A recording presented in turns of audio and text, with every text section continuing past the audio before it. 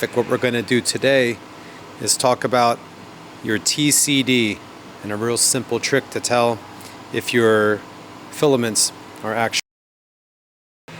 If your output is negative, then you want to turn your negative polarity off. You want a positive number.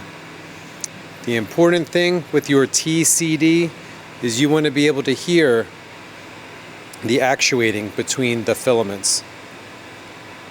So we're going to go to the back of the GC and we're going to listen very carefully for the switching.